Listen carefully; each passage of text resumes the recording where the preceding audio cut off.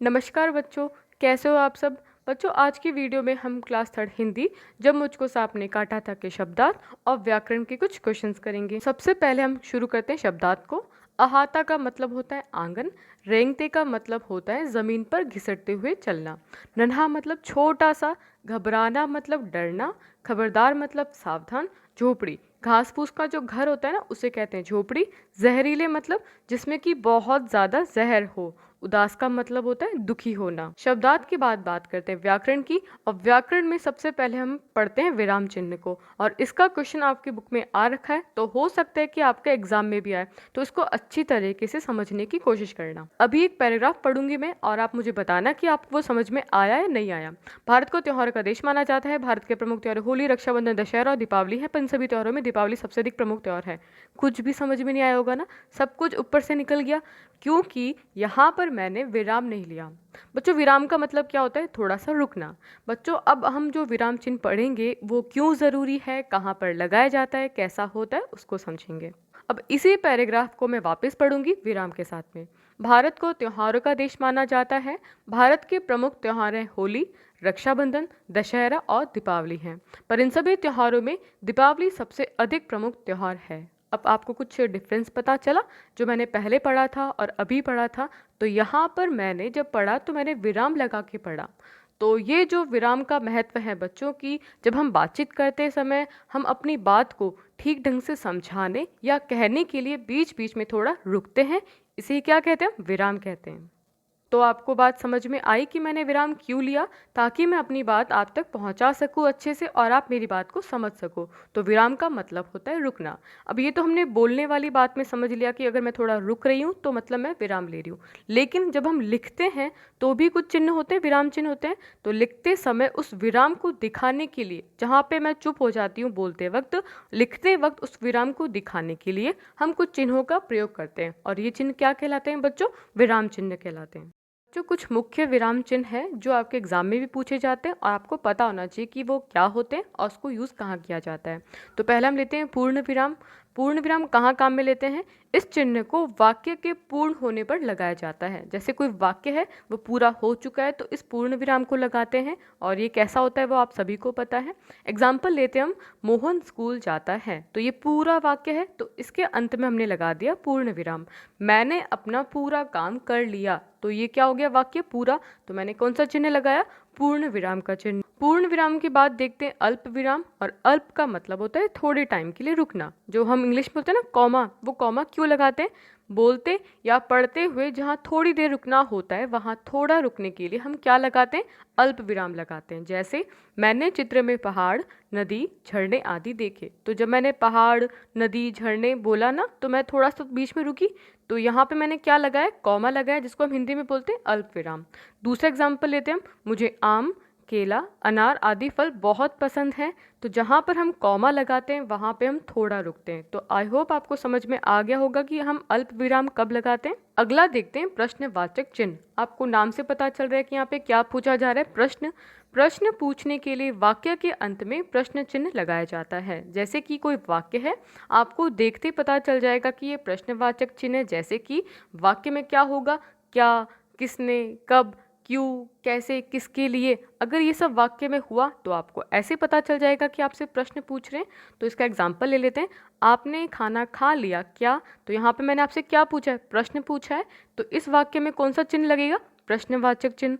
ताजमहल किसने बनवाया? तो यहाँ पे किसने आ रहा है, मतलब मैं आपसे प्रश्न पूछ रही हूँ कि ताजमहल किसने बनवाया, तो यहाँ पे कौन सा चिन्ह आएगा? प्रश्नवाचक चिन्ह। अगला चिन्ह हमारा विस्मयादिबोधक चिन्ह। खुशी, दुख, घृणा, हैरानी आदि भावों को प्रकट करने के लिए विस्मयादिबोधक चिन्ह का प्रयोग किया जाता है। अब इसमें क्या मतलब है इसका? कि देखो, कुछ ऐसे वाक्य होते हैं जिसमें क्या होता है? खुशी का पता चलता है, दुख का पता चलता है, घृणा का पता चलता है कि छी कितनी गंदी चीज़ है, हैरानी का वाह क्या बात है, आदि जैसे चीज़ें पता चलती है ना वाक्य से, तो उसमें कौन सा चिन्ह लगाते हैं हम? विस्मयादिबोधक चिन्ह। और ये चिन्ह कैसा होता है? आई जैसा है, जैसे उल्टा आई होता है ना वैसा। ठीक है, इसमें आपको कुछ ऐसे वर्ड्स हैं जिसमें आपको देखते पता चल जाएगा कि ये कौन सा चिन्ह है। तो हम देखेंगे जैसे कि वाह, छी, शाबाश, अरे, हाय। तो ये कुछ बच्चों ऐसे शब्द हैं जो वाक्य में आएंगे तो आपको अपने आप पता चल जाएगा कि यहाँ पे क्या लगेगा, विस्मयादिबोधक चिन्ह। फॉर एग्जाम्पल जैसे हम देखते हैं, वाह कितना सुंदर घर है। तो यहाँ पे क्या हो रहा है, मुझे खुशी हो रही है, इतना हैरानी हो रही है इतना अच्छा घर देख के।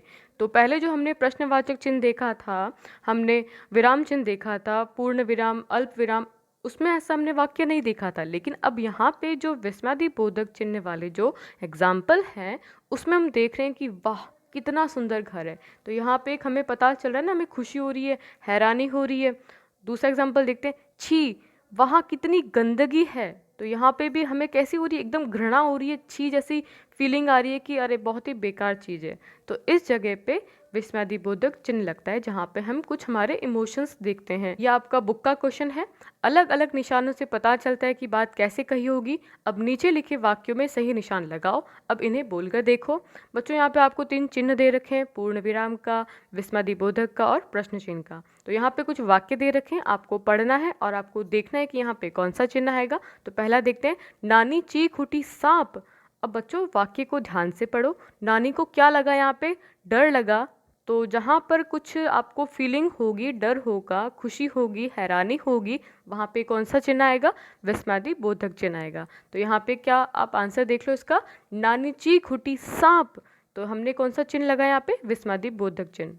अगला वाक्य है, सांप धीरे धीरे रेंग रहा था। आप इसको सही से पढ़ो और सोचो कि कौन सा हो सकता है। आपसे क्वेश्चन नहीं पूछा गया तो यहाँ पे प्रश्न चिन्ह नहीं आएगा, ना ही यहाँ पे विस्मयादिबोधक चिन्ह आएगा, क्योंकि यहाँ पे कोई भी किसी को ना तो डर लग रहा है, ना खुशी हो रही है, ना ही हैरानी हो रही है।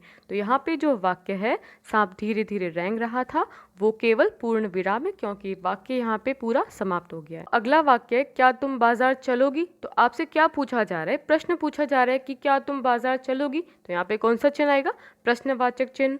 चुपचाप बैठो, हिलना डुलना मत। तो ये सिंपल सा आपका वाक्य पूरा हो रहा है, तो यहाँ पे आएगा पूर्ण विराम। तुम्हें यह कहानी कैसी लगी। तो आपसे यहाँ पे क्वेश्चन पूछा है ना कि आपको कहानी कैसी लगी। तो यहाँ पे कौन सा चिन्ह आएगा, प्रश्नवाचक चिन्ह। आहा कितनी मीठी है। तो यहाँ पे कैसी, खुशी हो रही है ना। तो जिस वाक्य में आपको खुशी, गम, दुख, घृणा होगी, वहाँ पे क्या आएगा, आपको पता है अच्छे से कि वहाँ पे आएगा विस्मयादिबोधक चिन्ह। बच्चों आई होप आपको समझ में आ चुका है कि विराम चिन्ह कहाँ काम में लेते हैं, कैसे काम में लेते हैं और पहचानते कैसे हैं कि किस वाक्य में कौन सा चिन्ह आएगा। विराम चिन्ह के बाद पढ़ते हैं विलोम शब्द। और विलोम शब्द का मतलब होता है उल्टा। अंदर का उल्टा क्या होगा, बाहर, छोटा का बड़ा, दूर का पास, जल्दी का धीरे, बूढ़ा का बच्चा, नादान का होशियार। नादान का मतलब क्या होता है, जिसको बिल्कुल समझ नहीं होती, और होशियार का मतलब क्या होता है, जो समझदार होता है। डरपोक का उल्टा क्या होगा, निडर। उदास का होगा प्रसन्न। अब हम करते हैं वचन बदलो। बच्चों वचन बदलो में क्या होता है, एक वचन को बहुवचन में बदलना होता है, या फिर बहुवचन को एक वचन में। एक वचन में क्या होता है, एक है, और बहुवचन में बहुत सारी। ठीक है, एग्जाम्पल लेते हैं। जैसे झोपड़ी का बहुवचन क्या होगा, झोपड़ियाँ। बच्चा का बच्चे, पुस्तक का पुस्तकें, टुकड़ा का टुकड़े, कहानी का कहानियाँ, मिठाई का मिठाइयाँ, पपीता का पपीते, बेटा का बेटे। तो आपने देखा एक चीज जो है वो एक वचन है और बहुत सारी जो चीजें हैं वो बहुवचन है। अगला देखते हैं हम लिंग बदलो। लिंग का मतलब बच्चों इंग्लिश में क्या होता है, जेंडर। आपने इंग्लिश ग्रामर में पढ़ा होगा। अब देखो इसमें क्या होता है, जो शब्द है, जो वर्ड है, आपको देख के पता करना है कि वो पुरुष का पता चलता है या फिर स्त्री का पता चलता है, कि मेल है या फिर फीमेल है। एग्जाम्पल लेते हैं, जैसे शेर है। अब शेर का लिंग बदलना है, तो ये शेर क्या है, पुरुष है। इसको लिंग बदलेंगे तो किस में हो जाएगा, ये स्त्रीलिंग में हो जाएगा। तो शेर का हो जाएगा शेरनी, मोर का हो जाएगा मोरनी, भाई का हो जाएगा बहन, लड़का का हो जाएगा लड़की। अब माता देखो, माता यहाँ पे क्या है, स्त्रीलिंग है, तो लिंग बदलना है तो ये क्या हो जाएंगी, पुल्लिंग। तो माता का हो जाएगा पिता, बकरी का हो जाएगा बकरा, गुड़िया का हो जाएगा गुड्डा। अब यहाँ पे देखो वापस क्या है, मैंने क्या लिखा है, बेटा। तो यहाँ पे क्या है, ये पुल्लिंग है। पुल्लिंग को किस में कन्वर्ट करना है, स्त्रीलिंग में, तो बेटा का हो जाएगा बेटी। तो बच्चों ध्यान देना, लिंग बदलो वाले क्वेश्चंस में आपको पहले शब्द को अच्छे से देखना है कि वो क्या है, स्त्रीलिंग है या पुल्लिंग है। अगर स्त्रीलिंग है तो उसको पुल्लिंग में बदलना है, और पुल्लिंग है तो आपको स्त्रीलिंग बदलना है। बहुत सिंपल क्वेश्चन है, बस ध्यान से देखोगे तो बहुत इजीली आपको आ जाएगा। अब हम करेंगे पर्यायवाची शब्द। पर्यायवाची में शब्द में क्या होता है बच्चों कि एक शब्द के बहुत सारे नाम होते हैं। जैसे कि आप हो, आपके स्कूल में अलग नाम है, घर पे अलग नाम है, नाना नानी आपको अलग नाम से बुलाते हैं, दादा दादी आपको अलग नाम से बुलाते हैं, लेकिन आप हो तो एक ही। तो इस तरह से क्या होता है कि एक वर्ड होता है, एक शब्द होता है, उसके अलग अलग नाम होते हैं लेकिन सबका मीनिंग सेम होता है। जैसे हवा के पर्यायवाची क्या है? पवन, वायु, समीर। चांद का पर्यायवाची क्या है? चंद्रमा, राकेश, मयंक। बेटा का पर्यायवाची क्या है? पुत्र, तनुज, नंदन। हाथी का पर्यायवाची क्या है? गज, गजेंद्र, वारन। सूरज का पर्यायवाची क्या है? रवि, दिनकर, प्रभाकर। दोस्त का पर्यायवाची क्या है? मित्र, सखा, सहचर। और फूल का पर्यायवाची क्या है? पुष्प, सुमन एंड कुसुम। बच्चों, आज जो मैंने आपको पढ़ाया है, उम्मीद करती हूँ आपको बहुत अच्छे समझ में आया होगा, एक एक चीज़ आपकी क्लियर हो गई होगी। अगर आपको वीडियो पसंद आया तो इसे लाइक करें, दोस्तों के साथ शेयर करें एंड चैनल को सब्सक्राइब करें। Thank you so much.